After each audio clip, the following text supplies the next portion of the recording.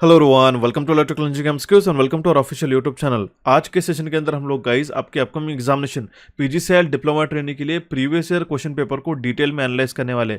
जो इस साल 8 फरवरी 2024 को जो पेपर हुआ था गाइस, उसके अंदर टेक्निकल के 120 क्वेश्चन किस तरीके से पूछे गए थे उसको हम लोग कंप्लीट एनालिसिस करने वाले और हम लोग सोल्यूशन भी उसका देखने वाले कि और आने वाले आपकी पीजीसीएल डिप्लोमा ट्रेनिंग की वैकेंसी के लिए किस तरीके से आप अच्छी तरीके से प्रिपेयर कर सकते हो, कौन से क्वेश्चंस आपको इंपॉर्टेंट रहेंगे, कौन से टॉपिक आपके लिए इंपॉर्टेंट है, कौन से लेवल की आपको तैयारी करनी रहेंगी। सभी चीज़ें मैं आपको टाइम टू टाइम बताने वाला हूँ। सेशन को एंड तक अच्छी तरीके से देखिएगा और अगर आपने हमारे चैनल इलेक्ट्रिकल इंजीनियरिंग एमसीक्यूज को अभी तक सब्सक्राइब नहीं किया होगा तो सब्सक्राइब करके नोटिफिकेशन बेल पे क्लिक करके ऑल पे क्लिक कीजिएगा, सो दैट आपको हर कोई इंपॉर्टेंट अपडेट जो है आपको टाइम टू टाइम मिलते रहे। ओके, सबसे पहले तो मेंशन करना चाहता हूँ अभी रिसेंटली हमने पीजीसीएल का जितने भी बच्चों को सिलेबस के लिए दिक्कत जा रही थी उसके लिए सिलेबस का एक सेशन हमने ऑलरेडी अपलोड करा दिया, जिसका पीडीएफ भी है हमने टेलीग्राम चैनल पे अपलोड करा दिया गया। ठीक है, जो आपका एग्जैक्ट सिलेबस होता है, डिटेल सिलेबस, ना कि सिर्फ टॉपिक आपको मेंशन करा दिए कौन से इंपॉर्टेंट टॉपिक, उसका क्या क्या टॉपिक्स सब टॉपिक प्रिपेयर करने रहेंगे, इसका डिटेल सिलेबस का वीडियो हमने ऑलरेडी अपलोड करा दिया, जरूर जाके चेक कीजिएगा। एंड साथ ही साथ इसके पिछले साल जो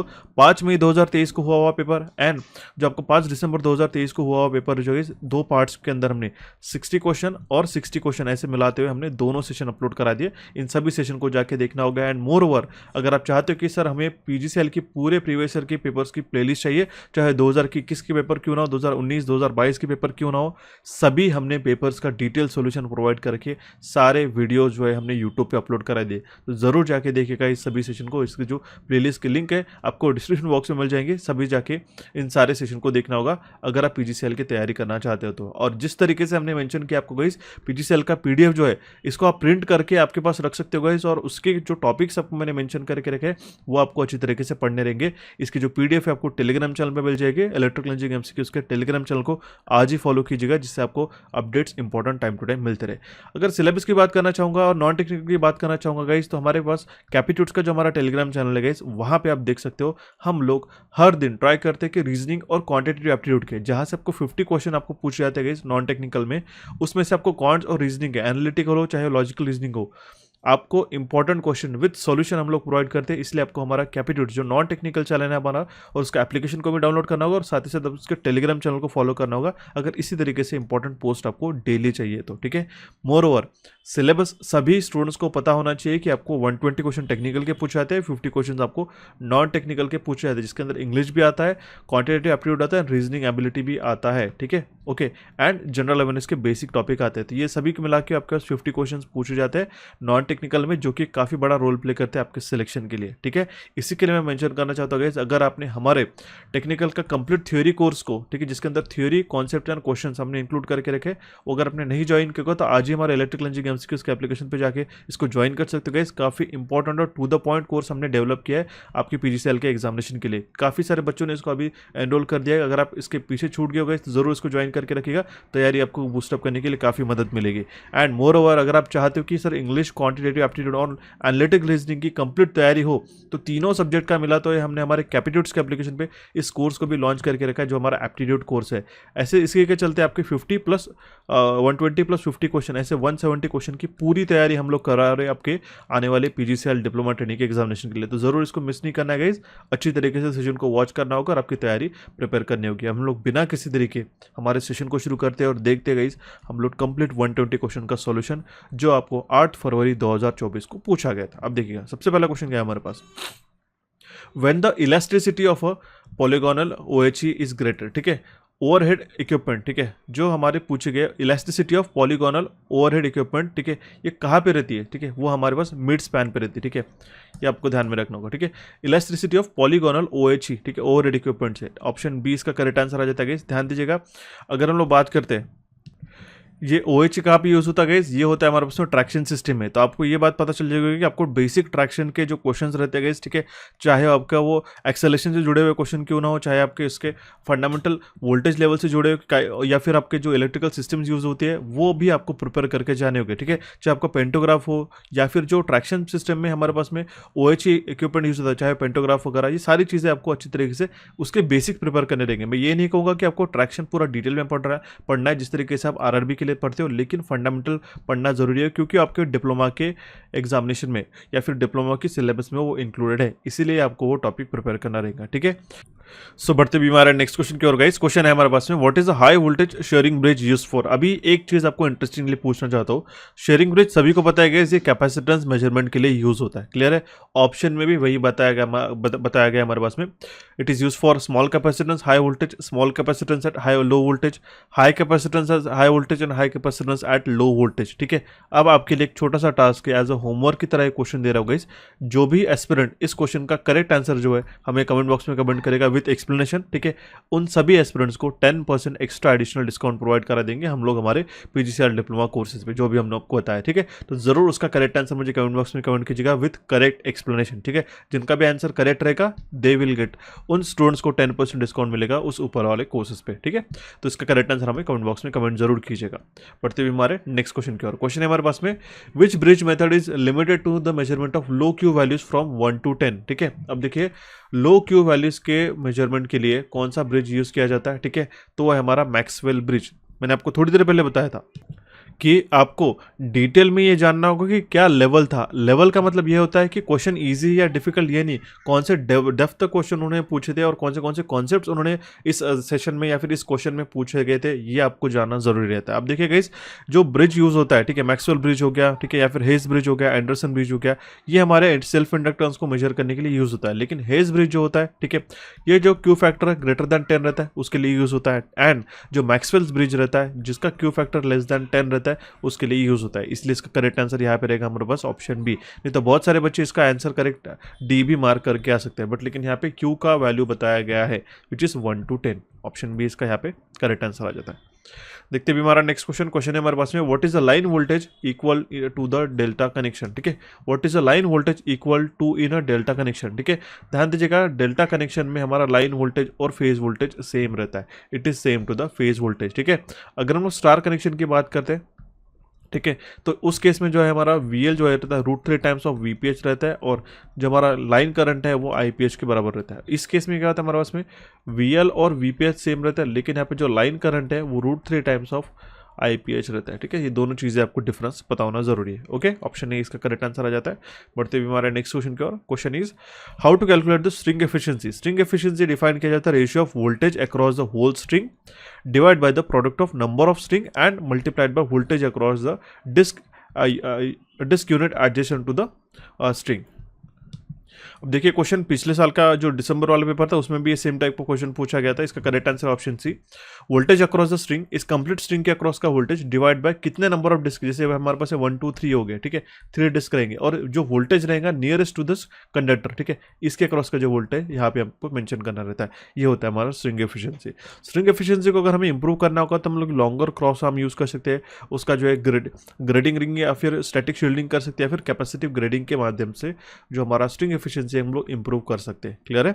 अब देखिए प्रॉपर या फिर एडेक्वेट परफॉर्मेंस के लिए ट्रांसमिशन लाइन के जो हाई वोल्टेज डिस्ट्रीब्यूशन होता है, ठीक है, लाइन का, वो यूनिफॉर्म होना चाहिए, और ये हम लोग इस मेथड से इंप्रूव कर सकते हैं। क्लियर है, ऑप्शन सी इसका करेक्ट आंसर आ जाता है।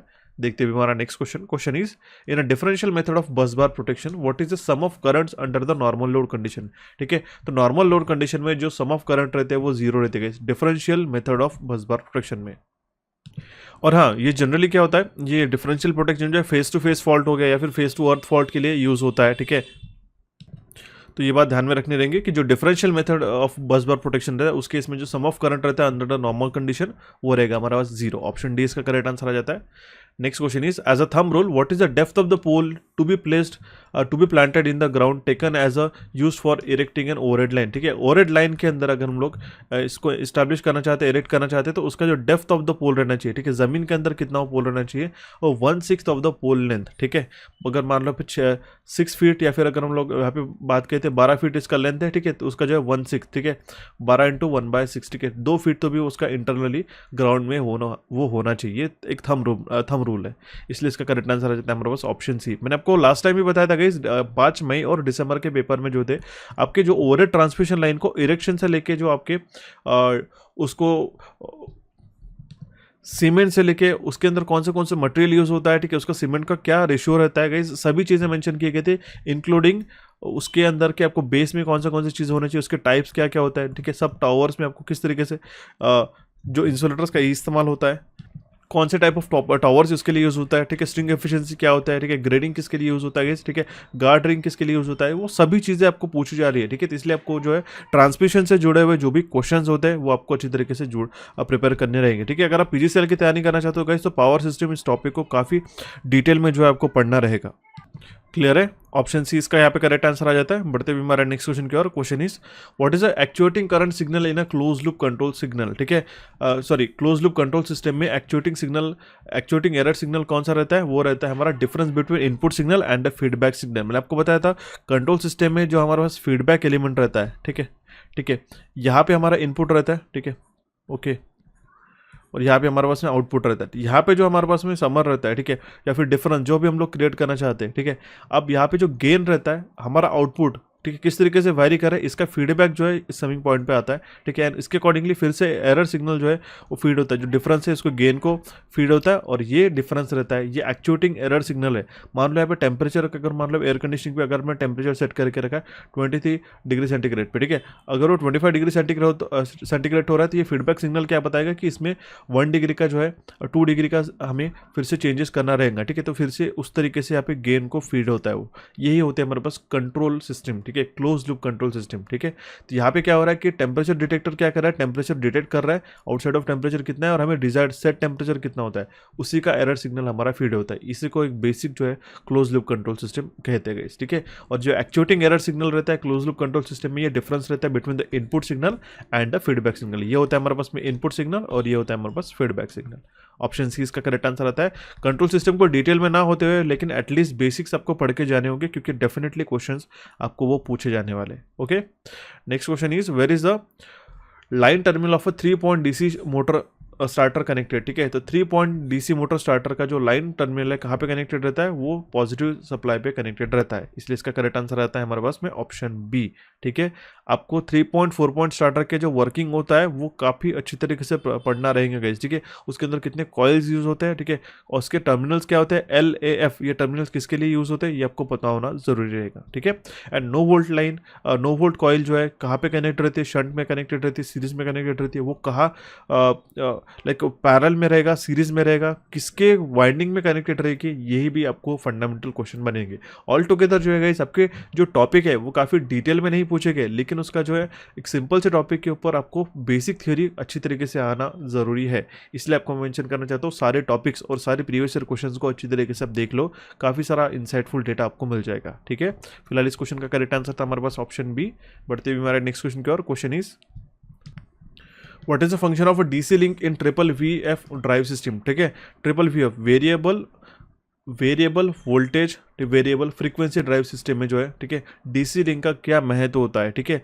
वो क्या करता है, वो इम्प्योर डीसी सप्लाई को जो है रेक्टिफायर से जो आता है उसको फिल्ट्रेट करने का काम करता है, इसलिए इसका करेक्ट आंसर आता है हमारे पास option C.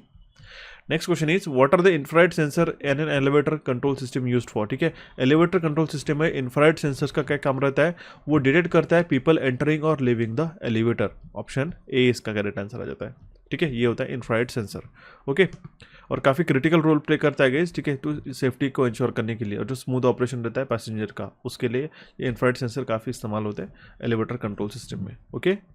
Next question is by what are the rotor poles of a synchronous motor excited, ठीक है। सिंक्रोनस मोटर का जो रोटर पोल है किससे एक्साइट किया जाता है guys, small DC shunt generator से वो एक्साइट किया जाता है, क्योंकि वहाँ पे रोटर पे, ठीक है, प्लस और माइनस हमारा डीसी सप्लाई रहता है एज ए फील्ड वाइंडिंग की तरह, और वो एक्साइट किए जाते हैं by using small DC shunt generator. Option A इसका करेक्ट आंसर रहता है। सो बढ़ते गाइस अभी हमारा नेक्स्ट क्वेश्चन की ओर। Question is what is the representation of effective resistance of a transformer R01 refer to the primary. अब देखिए guys, refer to primary refer to secondary के एक तो न्यूमेरिकल आपको बन सकता है, या फिर दूसरी बात इस तरीके से आपको फंडामेंटल क्वेश्चन बन सकता है। इसके लिए आपको जो है ट्रांसफॉर्मेशन रेशियो पता होना चाहिए, वो रेशियो रहता है it is defined as the ratio of secondary voltage to the primary voltage, ठीक है, या फिर secondary turns to the primary turns, या फिर primary current to the secondary current, ठीक है। K का जो रेशियो रहता है, K is ratio of V2 divide by V1 which is equals to N2 divide by N1 which is equals to I1 divide by I2। Clear है, ये आपको ध्यान में रखना आएगा। अगर हम लोग बात करते हैं जो effective resistance refer to the primary side, तो हमारा क्या होता है उसका R01 will be equals to R1 plus R2 dash, ठीक है, R2 डैश, जहाँ पे जो है R2 डैश क्या होता है which is equals to R2 upon K square, ठीक है। इसलिए इसका करेक्ट एक्सप्रेशन क्या आ जाएगा, R1 plus R2 upon K square, ये हो गया हमारे पास में R01, ठीक है।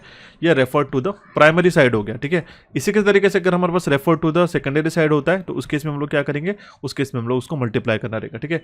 अगर R02 इस केस में क्या हो जाएगा हमारे पास में, ठीक है, ध्यान दीजिएगा इस R2 उसका ओरिजिनल रेजिस्टेंस प्लस हमारा R1 डैश, ठीक है, R2 प्लस R1 डैश का इस केस में क्या हो जाएगा R1 इंटू के स्क्वायर। ये दोनों भी एक्सप्रेशन आपको ध्यान में रखना रहेंगे, इसलिए इसका करेक्ट आंसर आता है हमारे पास में ऑप्शन बी। आई होप आपको क्लियर हो चुका होगा गाइस। एंड अगर आपको सेशन समझ में आ रहा है तो जरूर इलेक्ट्रिकल इंजीनियरिंग एमसीक्यूज चैनल को सब्सक्राइब कीजिएगा, इन सेशन को लाइक कीजिएगा, जिससे हमें काफी मोटिवेशन मिलता है इसी तरीके से क्वालिटी और अफोर्डेबल कंटेंट आपके लिए टाइम टू टाइम क्रिएट करने के लिए, ठीक है।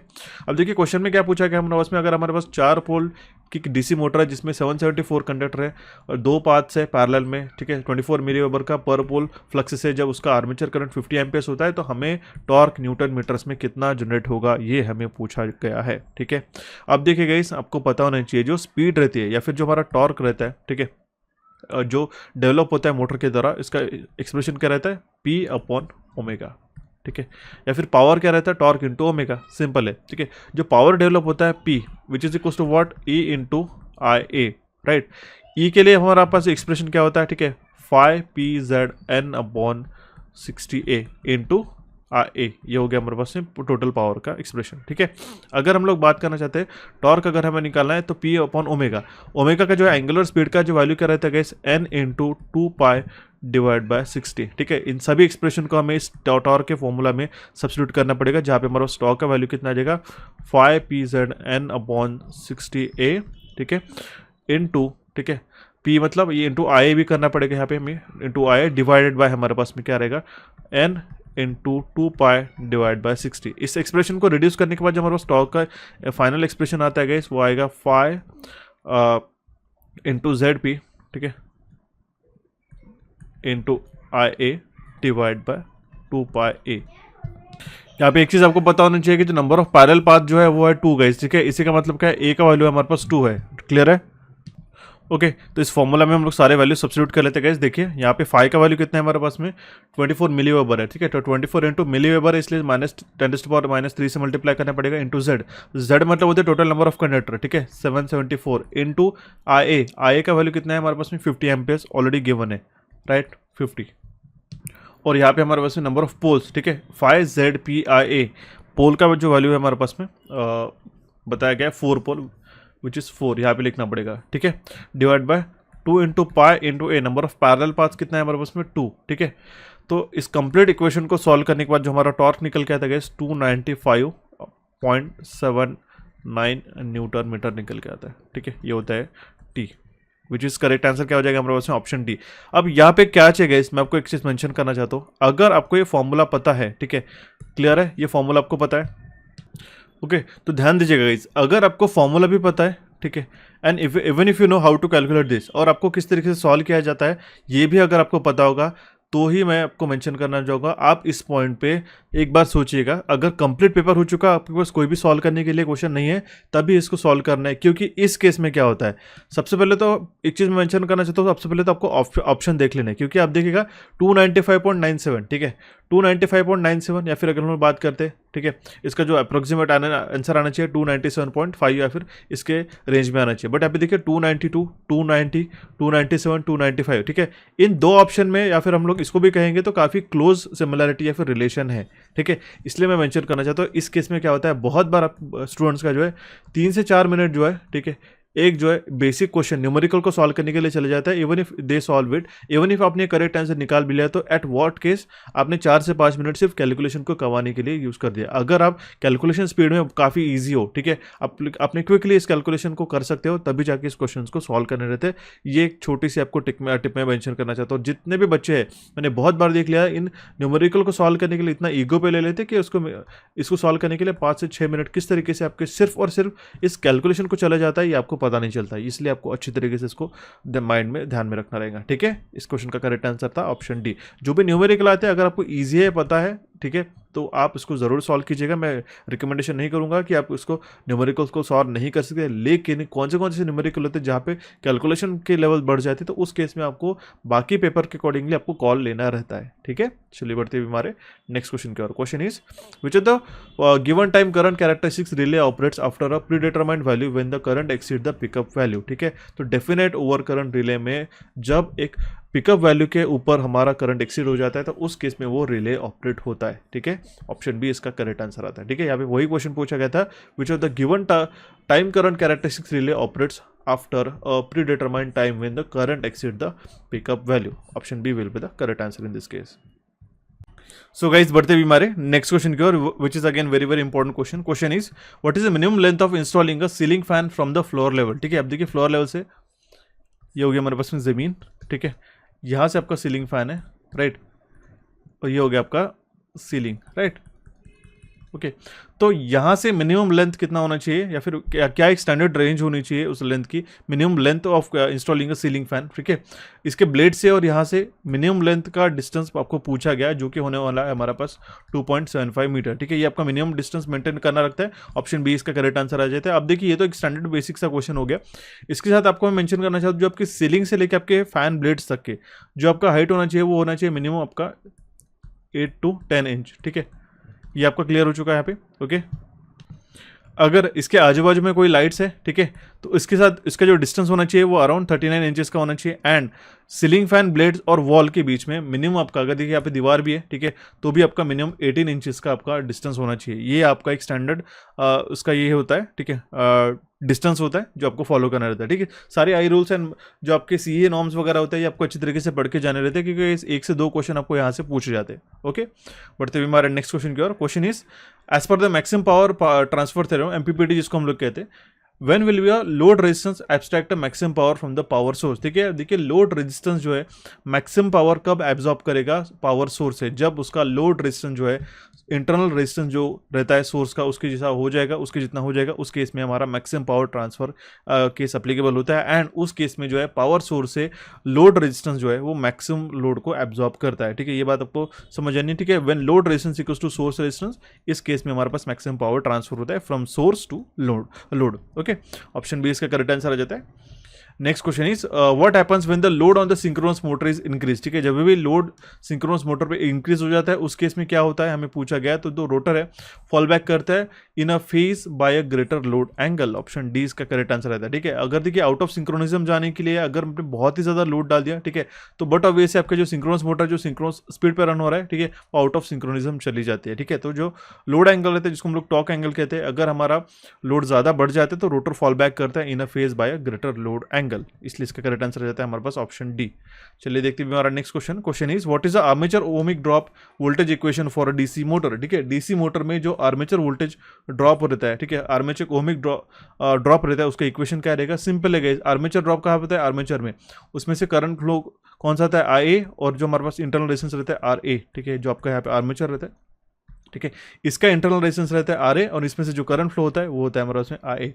ठीक है, तो ओमिक ड्रॉप हमारा क्या होगा, I A into R A. Option D इसका करेक्ट आंसर आ जाएगा। क्लियर है, बढ़ते हुए हमारा नेक्स्ट क्वेश्चन की ओर। Question is which of the following is the correct characteristics of a diode when it is forward biased and the applied voltages increase from the zero. ठीक है, अब देखिए अगर हमारे पास डायोड है, ठीक है, ये होता है हमारा पीएन जंक्शन डायोड, इसको फॉरवर्ड बायस करना होगा तो हमारा जो ये जो एनोड है और ये जो कैथोड है, एनोड को हम लोग पॉजिटिव सप्लाई कनेक्ट करेंगे और कैथोड को हम लोग नेगेटिव सप्लाई कनेक्ट करेंगे। ठीक है, तो यहाँ पे पूछा गया है विच of the following is the correct characteristics of a diode when a forward biased and applied voltage is increase from the zero. तो उस केस में कोई भी जो है हमारा करंट फ्लो होगा, को hardly any current flows through the device in the beginning. ठीक है, क्यों मैं आपको मेंशन कर रहा हूँ, इसका करेक्ट आंसर डी है, क्योंकि आपको इसके अगर अपने कैरेक्टरिस्टिक्स देखी होगी डिवाइस, ठीक है, तो जब तक ये थ्रेशोल्ड वोल्टेज जो कट इन वोल्टेज क्रॉस नहीं करता, ये फॉरवर्ड कैरेक्टरिस्टिक्स रहती है। ठीक है, यहाँ तक जो आपका कट इन वोल्टेज नहीं रहता तब तक जो इसका करंट जो है काफ़ी कम रहता है। ठीक है, काफ़ी कम करंट फ्लो होता है। ठीक है, इन द बिगिनिंग जैसे हमारे पास कट इन वोल्टेज हो जाता है उस केस में हमारा जो करंट है हमारा इंक्रीज होना शुरू हो जाते हैं।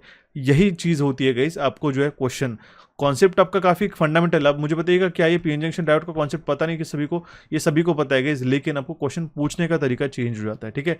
फॉरवर्ड बायस कंडीशन में कट इन वोल्टेज क्या होता है, कब हमारा डायोड जो हमारा कंडक्ट करना शुरू हो जाता है। रिवर्स बायस में हमारा ब्रेकडाउन होने के बाद में कौन सा रिवर्स बायस में डायोड ऑपरेट होता है, कौन सा इसमें नहीं होता है, एवलांच जीनोर ब्रेकडाउन क्या होता है, इसके फंडामेंटल्स आपको पूछे जाते हैं इन टर्म्स ऑफ क्वेश्चन, ठीक है। थोड़ा सा थ्योरी को आपको घुमा देते और आपको क्वेश्चन पूछे थे, बल्कि ये क्वेश्चन जो है काफी आसान है, ठीक है। क्लियर, इसका करेक्ट आंसर आ जाता है हमारे पास ऑप्शन डी। चलिए बढ़ते हुए हमारे नेक्स्ट क्वेश्चन की ओर। Question is what is the leakage reactance of a primary winding of a transformer.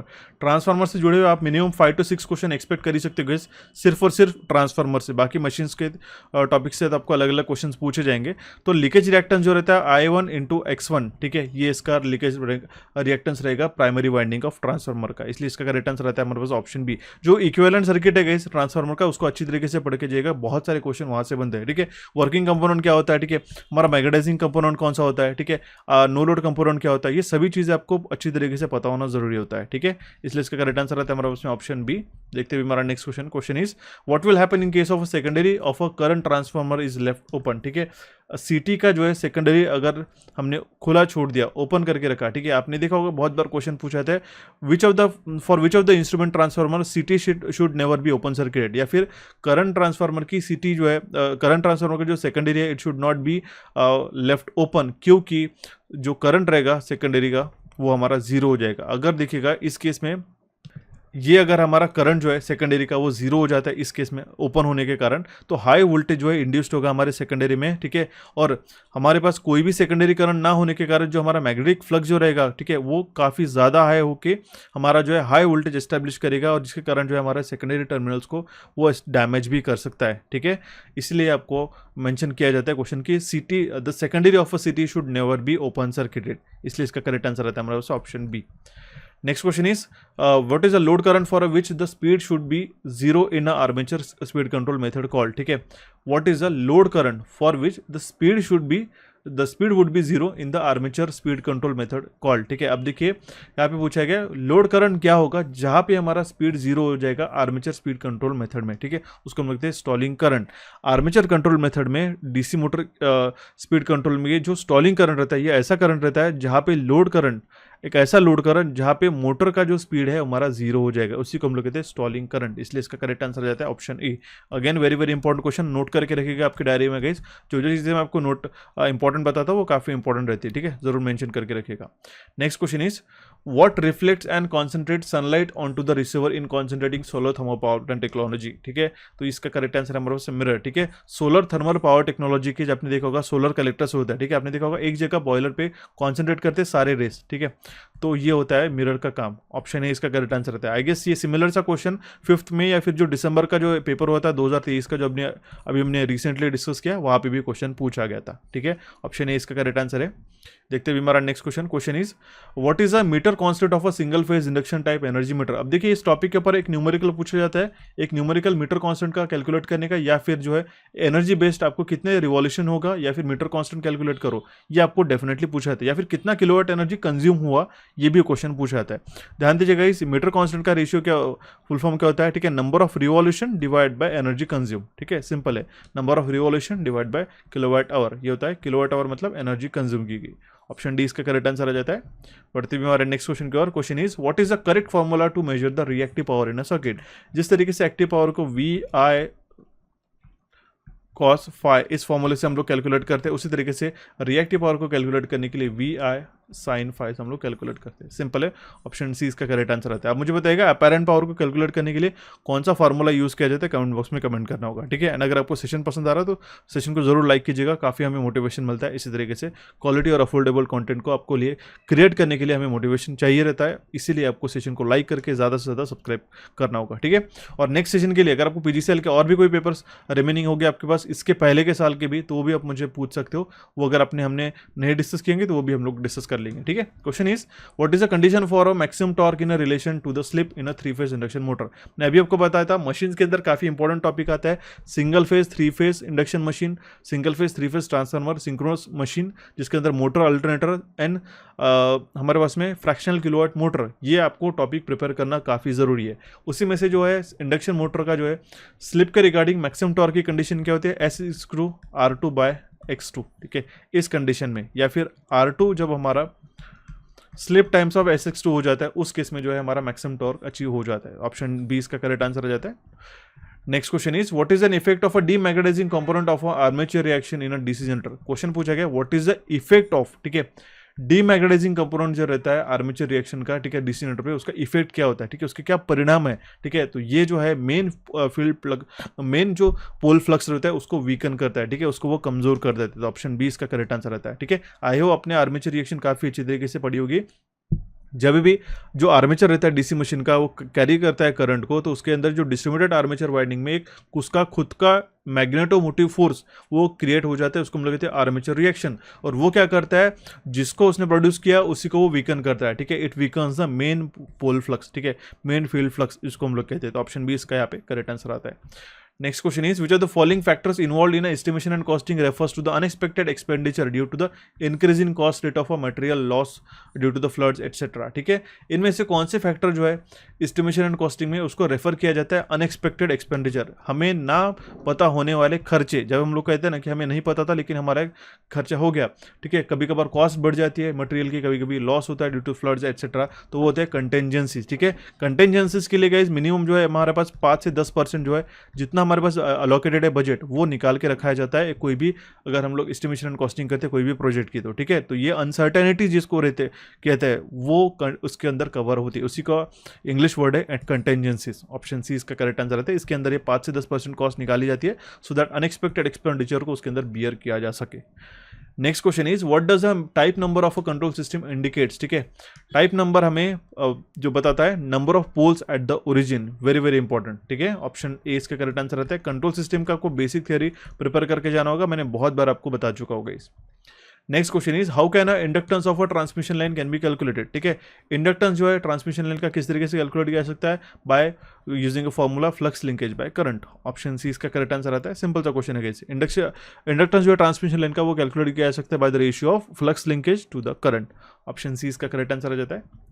Next question is what is a Norton equivalent circuit. Simple है गाइस, ठीक है। जिस तरीके से थेवेनिन रेजिस्टेंस में हम लोग थेवेनिन इक्विवेलेंट में हम लोग क्या करते हैं, एक वोल्टेज सोर्स VTH और उसके सीरीज में रेजिस्टेंस, ठीक है, RTH थेवेनिन रेजिस्टेंस, उसी तरीके से नॉर्टन्स के केस में क्या होता है, एक कांस्टेंट करंट सोर्स होता है एंड उसके पैरेलल में एक रेजिस्टेंस होता है। सिंपल है, ऑप्शन ए इसका करेक्ट आंसर आता है। Next question is a line regulation of a short transmission line is a measure of which of the following. जो लाइन रेगुलेशन रहता है शॉर्ट ट्रांसमिशन लाइन का, ये किसका मेजर है, ठीक है। जिसके लिए आपको मैं मेंशन करना चाहता हूँ short medium and long transmission line के जो फैक्टर्स रहते हैं, इसमें इफेक्ट ऑफ कैपेसिटेंस, उसकी लेंथ एंड उसका वोल्टेज लेवल, एक टेबल अच्छी तरीके से मैंने कोर्स के अंदर भी और यूट्यूब पे कई बार पढ़ा चुका होगा, वो आपको पढ़ के जाना होगा क्योंकि वहाँ से क्वेश्चन बनता है। अब देखिए जो लाइन रेगुलेशन रहता है शॉर्ट ट्रांसमिशन लाइन का, ये मेजर है how much voltage drop across along the length of the transmission line, ठीक है, कितना हमारा वोल्टेज ड्रॉप हो रहा है पूरे ट्रांसमिशन लाइन के लेंथ पे, ठीक है, ये होता है हमारे पास में लाइन रेगुलेशन। ऑप्शन ए इसका करेक्ट आंसर आता है, ठीक है। हमारा मुझे बताइएगा लाइन रेगुलेशन हाई होना चाहिए, लो होना चाहिए, 0% होना चाहिए या 100% होना चाहिए, ठीक है, कमेंट बॉक्स में कमेंट करके बताइएगा। Next question is which of the following static characteristics denotes the closeness with the which individual measurement are departed or distributed about the average of a number of measured value। इसी को हम लोग कहते हैं precision. Option B इसका correct answer हो जाएगा। कितना प्रिसाइज हमारा इंस्ट्रूमेंट है, यही हमें बताता है कि कितना क्लोज वो वैल्यू हमें बता रहा है, ठीक है, उस जो भी मेजर्ड वैल्यू है, ठीक है। तो इसके लिए आपको मैंने मेंशन किया था गाइस एक इलेक्ट्रिकल मेजरमेंट का एक्यूरेसी, प्रिसीजन, सेंसिटिविटी, ठीक है, ये सारे टॉपिक्स को प्रिपेयर करके जाना होगा, ठीक है। बहुत बार यहाँ से एक क्वेश्चन ऐसा बेसिकली पूछा जाता है। स्टैटिक एंड डायनामिक कैरेक्टरिस्टिक्स तो आप अच्छी तरीके से प्रिपेयर करके जाओ। बढ़ते हुए हम लोग हमारे नेक्स्ट क्वेश्चन की ओर गए। काफी इंपॉर्टेंट सा क्वेश्चन है। Question is what is the time taken for the number of unstable nuclei to become a half of the its initial value called. Same question इसके पहले भी पूछा गया था, उसको हम लोग कहते हैं हाफ लाइफ गाइस, ठीक है।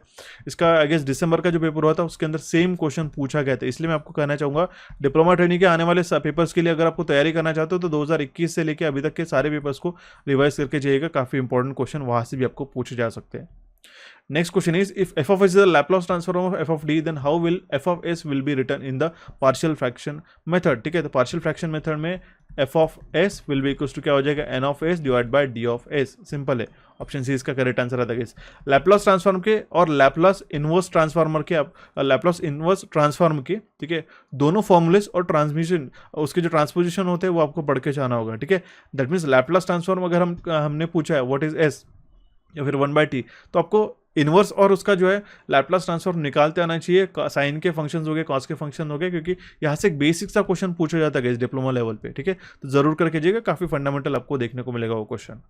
बढ़ते हुए हमारे नेक्स्ट क्वेश्चन की और question is how is the EMF generated with in the armature of a DC generator represented, ठीक है। जो इलेक्ट्रोमोटिव फोर्स जनरेट होता है आर्मेचर में डीसी जनरेटर के, वो किस तरीके से रिप्रेजेंट किया जाता है गाइस, काफी सिंपल है। ईबी या फिर हम लोग कह सकते हैं E will be equals to phi मतलब फ्लक्स, पी मतलब नंबर ऑफ पोल, जेड मतलब नंबर ऑफ कंडक्टर, एन मतलब, ठीक है, वो तो हमारे पास speed in RPM upon 60 into A. What is A is the number of parallel path, ठीक है। चाहे आपकी लैप वाउंडेड है, वेव वाउंडेड है, उसके अकॉर्डिंगली पी और ए के वैल्यूज हमारे चेंज हो जाते हैं। ये इसका करेक्ट आंसर हो जाएगा ऑप्शन डी 5pzn अपॉन ए, ठीक है, या फिर 60a। 60 हमारा कांस्टेंट है इसलिए यहाँ पे इन्होंने मेंशन कर दिया। ऑप्शन डी इसका करेक्ट आंसर आ जाता है। Next question is how are the poles operated in a homopolar transmission line. मैंने आपको इसके पहले भी कह चुका है, इस ट्रांसमिशन का टॉपिक पढ़ते वक्त आपको एचवीडीसी ट्रांसमिशन को आजकल का पढ़ना कंपलसरी हो चुका है, ठीक है। जो होमोपोलर ट्रांसमिशन लाइन में पोल जो है वो पैरेलली ऑपरेट होते हैं। ऑप्शन ए इसका करेक्ट आंसर आता है। इस तीनों चीजें मोनोपोलर, होमोपोलर और बायपोलर लिंक्स के कितने कंडक्टर्स रहते हैं, कौन से इसमें नेगेटिव कंडक्टर रहते हैं, कौन से इसमें है उसकी एफिशिएंसी ज़्यादा रहती है कम रहती है, ये 2-4 क्वेश्चन आप अच्छी तरीके से करके जाइएगा, एक क्वेश्चन डेफिनेटली वहाँ से पूछा जाता है, ठीक है। फिलहाल इस क्वेश्चन का करेक्ट आंसर है हमारे पास ऑप्शन ए। चलिए बढ़ते हुए हमारे नेक्स्ट क्वेश्चन की ओर। Question is which component of a Francis turbine serves as a inlet for water into the turbine, ठीक है। तो जो स्पाइरल केसिंग रहते हैं वहां से हमारा इनलेट होता है वाटर का, ओके। तो ये ऑप्शन ए इसका करेक्ट आंसर आता है। काफी इंपॉर्टेंट सा क्वेश्चन था, नोट जरूर करके रखेगा, क्योंकि मैं बहुत कम क्वेश्चन ऐसा कहता हूँ कि वो नोट करके रखेगा, क्योंकि बहुत सारे क्वेश्चन हमने ऑलरेडी प्रिपेयर कर चुके हैं। जो यूनिक क्वेश्चन रहते हैं वही मैं आपको मेंशन करता हूँ, ठीक है। अब देखिए जो टाइप्स ऑफ टर्बाइंस रहते हैं, टर्बाइन ब्लेड्स, और कौन से टर्बाइन कौन से हेड के लिए और कौन से स्पीड के लिए यूज किया जाता है, उसका टेबल मैंने ऑलरेडी प्रोवाइड कर दिया, वो जरूर पढ़ के जाइएगा, काफी इंपॉर्टेंट है आपके एग्जामिनेशन के लिए। चलिए बढ़ते हुए हमारे नेक्स्ट क्वेश्चन की ओर। Question is what is the purpose of providing neutral section between the two adjacent substation in a feeding and sectioning arrangement, ठीक है। फीडिंग एंड सेक्शनिंग अरेंजमेंट में न्यूट्रल सेक्शन प्रोवाइड करने का क्या पर्पस है, क्या कारण है, ठीक है। वो उससे क्या होता है, हमारा जो है जो एरियाज दो एडिशन सबस्टेशन से फेड किया जाता है उसको सेपरेट किया जा सके, इसलिए एक न्यूट्रल सेक्शन प्रोवाइड किया जाता है। ऑप्शन बी इसका करेक्ट आंसर आ जाता है। बढ़ते हुए हमारे नेक्स्ट क्वेश्चन की ओर। Question is what should be the internal resistance of an ideal constant voltage source, ठीक है। आइडियल कांस्टेंट वोल्टेज सोर्स का इंटरनल रेजिस्टेंस 0 होता है। ऑप्शन ए इसका करेक्ट आंसर आता है। 2 से 3 चीजें आपको पता होनी चाहिए। आइडियल वोल्टेज सोर्स का जो है 0 इंटरनल रेजिस्टेंस रहता है एंड आइडियल करंट सोर्स का इनफाइनाइट रेजिस्टेंस रहता है, ठीक है। उसके कंडक्टेंस के टर्म्स में भी वो क्वेश्चन पूछा जाता है, जैसे आपको 0 है तो वहाँ पे इनफाइनाइट हो जाएगा, इनफाइनाइट है तो 0 हो जाएगा, तो दोनों आपको ध्यान में रखना होगा। इंटरनल रेजिस्टेंस काफी कबार क्या होता है, इंटरनल कंडक्टेंस आपको पूछा जाता है, बहुत बार बच्चे डायरेक्टली ऑप्शन ए मार्क करके आ जाते हैं, तो वहाँ पे गलत हो जाएगा। Conductance and resistance are reciprocal to each other, तो ये चीजें आपको अच्छी तरीके से पता होना जरूरी है, ओके। ऑप्शन ए इसका करेक्ट आंसर आ जाता है गाइस, ठीक है। चलिए बढ़ते हुए हमारे नेक्स्ट क्वेश्चन की ओर। Question is what are the permanent magnet attached to in a brushless DC motor, ठीक है। ब्रशलेस डीसी मोटर में जो परमानेंट मैग्नेट कहाँ पे अटैच रहते हैं, वो रोटर पे अटैच रहते हैं। ऑप्शन बी इसका करेक्ट आंसर आता है। ब्रशलेस डीसी मोटर काफी प्रिसाइज और इलेक्ट्रॉनिकली कम्यूटेटेड डीसी मोटर रहती है, जिसके अंदर कोई भी ब्रशेस नहीं रहते, अनलाइक हमारे पास में जो रेगुलर हमारे पास डीसी मोटर रहती है उसके अंदर प्लस एंड माइनस 2 हमारे ब्रशेस प्रेजेंट रहते हैं, ठीक है। ऑप्शन बी इसका करेक्ट आंसर आ जाता है। Next question is how is the transmission line efficiency of a short line calculated. देखिए एफिशिएंसी कभी भी कैलकुलेट करना तो ये बात ध्यान में रखिएगा, कितना हमें आउटपुट मिल रहा है डिवाइड बाय कितना हम लोग इनपुट प्रोवाइड करें मल्टीप्लाइड बाय 100, ठीक है। तो हमें आउटपुट क्या हो रहा है ट्रांसमिशन लाइन में, तो आउटपुट मतलब कितना रिसीव हम लोग कर रहे हैं, इनपुट क्या होगा कितना हम लोग भेज रहे हैं, sending divide multiplied by 100, receiving end power divide by sending end power into 100। Option D इसका करेक्ट आंसर आ जाता है। Next question is how is the relationship between the self and mutual inductance expressed, ठीक है। Self and mutual inductance के बीच का जो है रिलेशनशिप किस तरीके से एक्सप्रेस किया जाता है, सिंपल है L1 into L2 into M. Option A इसका करेक्ट आंसर आ जाएगा, under root of L1 into L2 into M, okay, simple है। पढ़ते हुए हमारा नेक्स्ट क्वेश्चन की ओर। एंड हाँ वन मोर थिंग गाइस, ये बात ध्यान दीजिएगा गाइस, ठीक है। यहाँ पे जो है m will be equals to k multiplied by L1 into L2, तो यहाँ पे जो k रहता है इसको हम लोग कहते हैं कपलिंग कोएफिशिएंट, ठीक है, ये बात जरूर ध्यान दीजिएगा। Next question is how can the potential difference between the 2 points in a ring main of a ring distribution system be reduce, ठीक है।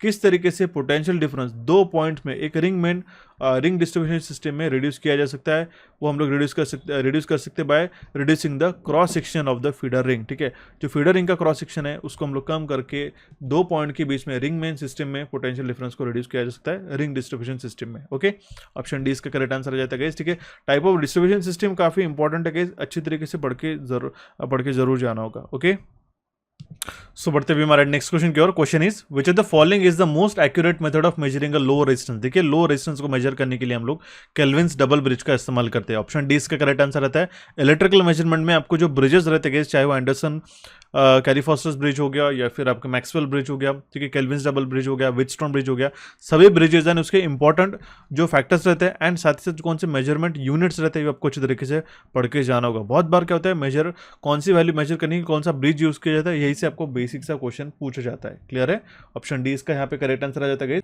सो बढ़ते हुए हमारे नेक्स्ट क्वेश्चन की ओर गाइस, काफी इंपॉर्टेंट सा क्वेश्चन है। देखिएगा, stepper motor system with which input drivers output more torque in an high speed region. देखिए, बहुत सारे बच्चों को ये क्वेश्चन पढ़ के समझ में नहीं होगा। ऐसे आपको जो है गाइस 120 क्वेश्चन में से, ठीक है, मिनिमम मैं कहूंगा 8 से 10 क्वेश्चन इस तरीके से डेवलप किए जाते हैं। ठीक है, कि उसको समझ के उसका आंसर करने के लिए आपको जो है ऑप्शंस को अच्छी तरीके से पढ़ना रहता है या फिर उस क्वेश्चन का कॉन्टेक्स्ट समझना रहता है। मैं रिकमेंड करूंगा गाइस, अगर आपको क्वेश्चन 1 गो में समझ में नहीं आता है, 2 से 3 बार पढ़ने के बाद भी समझ में नहीं आता है, काफी कंफ्यूजिंग लगता है, तो आपके नेगेटिव मार्किंग के चक्कर में आपके काफी स्कोर डाउन हो जाते हैं, तो उसको वहीं पे छोड़ दीजिएगा। इस क्वेश्चन में पूछा गया है कि जो स्टेपर मोटर सिस्टम जहां पे हमारा इनपुट ड्राइवर आउटपुट करता है मोर टॉर्क हाई स्पीड रीजन में, वो इनपुट क्या होता है, तो वो होता है हमारे पास एसी इनपुट में। ऑप्शन डी इसका करेक्ट आंसर आ जाता है। एसी इनपुट ड्राइवर्स में काफी efficiently at a higher torque higher speed region में है ये एसी इनपुट ड्राइवर वर्क करते हैं।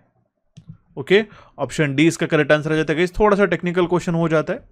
बढ़ते हुए हमारे नेक्स्ट क्वेश्चन की ओर। Question is which of the following gate can be implemented any Boolean function. ठीक है, इनमें से कौन से गेट कोई भी बुलियन फंक्शन को इंप्लीमेंट कर सकते हैं, which is and and invert. ठीक है, एंड एंड इनवर्ट, ठीक है, एंड एंड इनवर्ट गेट से हम लोग जो है कोई भी बुलियन फंक्शन को इंप्लीमेंट कर सकते हैं। ठीक है, नॉट एंड नॉर, ठीक है, यहाँ पे एंड एंड नैंड, ठीक है, and and invert, XNOR and NAND यहाँ पे गेट बताया। अब देखिए, यूनिवर्सल गेट जो है नैंड एंड नॉर ये गेट होते हैं। ठीक है, लेकिन यहाँ पे कोई भी बुलियन फंक्शन को इंप्लीमेंट करने के लिए इसका करेक्ट आंसर यहाँ से निकल के आएगा and and invert.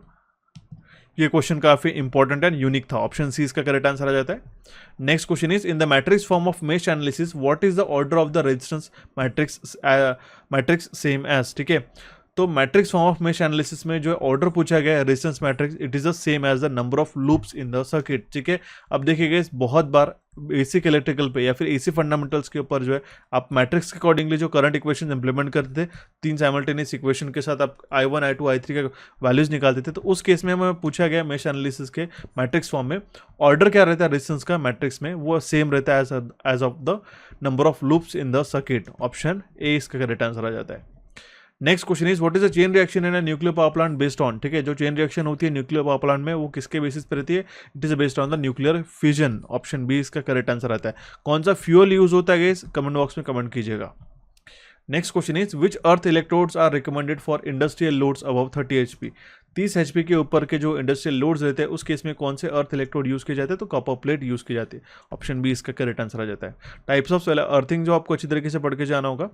Next question is symmetrical sinusoidal current का RMS वैल्यू क्या होता है, काफी सिंपल है गाइस, 0.707 टाइम्स ऑफ IM या फिर मैक्सिमम वैल्यू। ठीक है, मैक्सिमम वैल्यू ये होती है हमारे पास RMS value of the symmetrical sinusoidal current. Option C will be the correct answer in this case.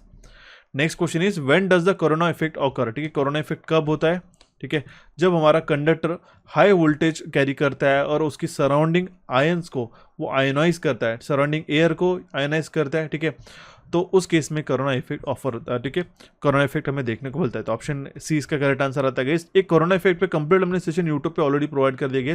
What is corona effect electrical engineering MCQ, जैसे यूट्यूब पे अगर आप डालोगे तो हमारा एक सेशन रिकमेंड होगा, उसको आप जरूर जाके देख के जाइएगा, काफी इंपॉर्टेंट है। सारी चीजें regarding to this corona effect in transmission line हमने कवर करके रखी है।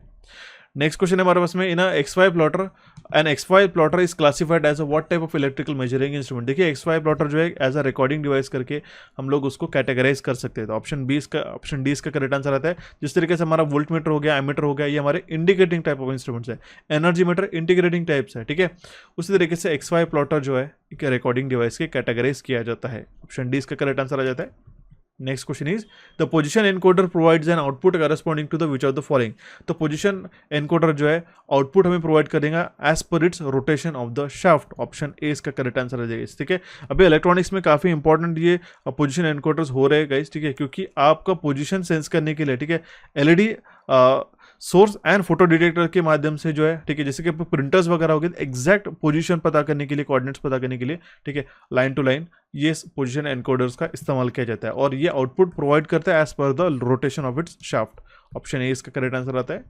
Next question is in an biochemical based power plant what drives the generator to produce the electrical energy output.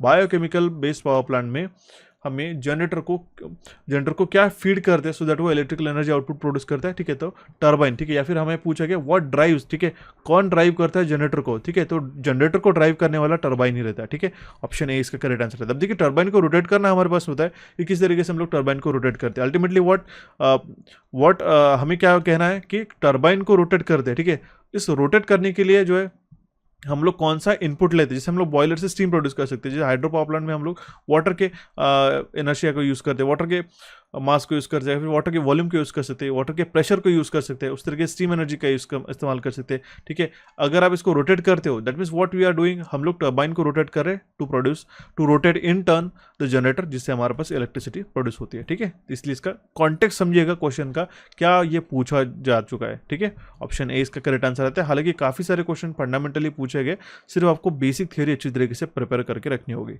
ठीक है, बढ़ते हुए हमारे नेक्स्ट क्वेश्चन की ओर। Question is for a source transformation और Thevenin's equivalent circuit is transformed into the which equivalent circuit. ठीक है, थेवेनिन्स को सोर्स ट्रांसफॉर्मेशन में नॉर्टन्स में कन्वर्ट किया जाता है। ऑप्शन सी इसका करेक्ट आंसर आता है। जो ड्यूअलिटी होती है एंड सिमिलरिटीज होती है, जैसे एक हमारे पास में एक और क्वेश्चन बनता है इस इलेक्ट्रिकल एंड मैग्नेटिक सर्किट्स का। ठीक है, कौन सा कंपोनेंट कौन से इक्विवेलेंट है। ठीक है, जैसे कि मैग्नेटिक सर्किट में हमारे पास फ्लक्सेस हमारे इलेक्ट्रिकल सर्किट में करंट के बराबर है। तो ये सभी एनालॉजीज आपको पता होना जरूरी है। ऑप्शन सी इसका करेक्ट आंसर आता है।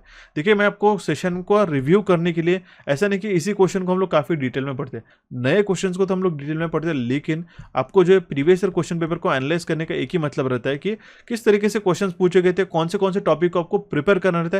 इस वे में मैं आपको समझाता हूं, नॉट लाइक कि आपको अगर आपको लग रहा होगा कि सर आपको सिर्फ एक क्वेश्चन में आप क्विकली पढ़ा के आगे जा रहे हो, ये ऐसा बिल्कुल भी नहीं है। उस क्वेश्चन से आपको क्या सीख लेनी है, कौन से टॉपिक प्रिपेयर करने हैं, ये आपको इंपॉर्टेंट मेरी बात सुनने रहेंगे, ना कि ये क्वेश्चन। ठीक है, ऐसा जरूरी नहीं है कि क्वेश्चन एज इट इज आपको पूछा जाएगा नहीं। ठीक है, अगर आता है तो काफी अच्छी बात है, लेकिन उसमें कौन से टॉपिक आपको आने वाले समय में प्रिपेयर करना रहेगा, ये काफी महत्वपूर्ण हो जाता है। ठीक है, सो देखते हैं हमारा next question, what is the standard unit of luminous intensity. ठीक है, ल्यूमिनस इंटेंसिटी का स्टैंडर्ड यूनिट क्या है, वो है हमारा कैंडेला। ऑप्शन ए इसका करेक्ट आंसर आता है। ठीक है, एक चीज मैं मेंशन करना चाहूंगा, इल्यूमिनेशन के ऊपर आपको मिनिमम जो है 2 से 3 क्वेश्चन पूछे जाएंगे, क्योंकि एक यूटिलाइजेशन ऑफ इलेक्ट्रिकल एनर्जी का काफी इंटीग्रल पार्ट माना जाता है। एंड इस साल अगर आप 2024-2025 की प्रिपरेशन करना चाहते हो गाइस, ठीक है, तो उसमें एक छोटे मोटे न्यूमेरिकल्स भी आपको अच्छी तरीके से प्रिपेयर करके जाने होंगे, जैसे कि लिमेंस पर वाट कैलकुलेट करना, या फिर एक रूम में कितना एलिमिनेशन में रिक्वायर्ड रहता है, यूनिट्स हो गए, उसके डेफिनेशंस हो गए, वहां से डेफिनेटली क्वेश्चन पूछे जाएंगे। ठीक है, फिलहाल इस क्वेश्चन का करेक्ट आंसर है हमारे पास ऑप्शन ए। बढ़ते हुए हमारा नेक्स्ट क्वेश्चन की ओर। Question is the positive electrode of an electrostatic precipitator. अब देखिए इलेक्ट्रोस्टैटिक प्रेसिपिटेटर कहाँ पे यूज होता है गाइस, ठीक है, ये चिमनी में होता है। ठीक है, थर्मोपावर स्टेशन में। ठीक है, इलेक्ट्रोस्टैटिक प्रेसिपिटेटर क्या करता है, जो ऐश कंटेंट रहता है हमारे पास में फ्लू गैसेस में, उसको कैप्चर करता है बेस पे। ठीक है, सो दैट वो एटमॉस्फेयर पोल्यूट ना कर सके। तो पूछा गया the positive electrode of an electrostatic precipitator are present in which form. ठीक है, तो ये प्लेट्स के फॉर्म में प्रेजेंट रहता है। ठीक है, मैंने इसका डायग्राम इसके प्रीवियस वाला जो हमने सेशन लिया था गाइस, वहां पे आपको मेंशन किया था। ठीक है, इसमें इलेक्ट्रोस्टैटिक प्रेसिपिटेटर क्या करता है, इस पे प्लेट्स रहती है। ठीक है, जो भी ऐश कंटेंट रहता है इसको कैप्चर करने का काम करता है। ऑप्शन डी इसका यहाँ पे करेक्ट आंसर आता है। Then the next question is what is full form of a FACTS controller। FACTS controller जो है, ठीक है, ये HVAC में काम में आता है स्टिक कॉम्पेंसेशन करने के लिए। फ्लेक्सिबल एसी ट्रांसमिशन कंट्रोल हम लोग उसको कहते हैं, फ्लेक्सिबल एसी ट्रांसमिशन सिस्टम हम लोग उसको कहते हैं। ऑप्शन डी इसका करेक्ट आंसर आता है। ठीक है, फैक्ट्स में जो है अलग अलग कंपोनेंट्स हमारे पास आता है, जैसे हमारे पास स्टैटकॉम हो गया, ठीक है, स्टैटिक VR कॉम्पेंसेटर हो गया। ठीक है, इस तरीके से आपको कॉम्पेंसेशन 1 से 2 लाइन में पढ़ना होगा। जैसे कि हमारे पास सीरीज इंडक्टेंस, ठीक है, क्या काम करता है, ठीक है, शंट इंडक्टेंस क्या काम करता है, ठीक है, सीरीज कैपेसिटेंस क्या काम करता है, एंड शंट कैपेसिटेंस का क्या काम रहता है। इसके 4 ये जो हमको हाईलाइट मेंशन करके रखे हैं, यहाँ से एक क्वेश्चन पूछा आता है, तो जरूर उसको पढ़ के जाइएगा, आपके एग्जामिनेशन के लिए डेफिनेटली बेनिफिशियल होगा। अब देखिए गाइस, ये आज का जो पेपर था 8 फरवरी 2024 का, ठीक है, इसके हमने 60 क्वेश्चन को कवर अप कर दिया। सेशन को हम लोग यहीं पे पॉज करते हैं, नेक्स्ट सेशन से हम लोग कंटिन्यू करेंगे from question number 61 to question number 120, जिससे हमारा कंप्लीट टेक्निकल का एनालिसिस हो जाएगा। आई होप आपको सेशन काफ़ी अच्छे तरीके से समझ आ गया। अगर अभी भी चाहते हो आप पीजीसीएल डिप्लोमा ट्रेनिंग में आपको सिलेक्शन लेना, तो जरूर हमारे दोनों कोर्सेज को एनरोल करके रखिएगा।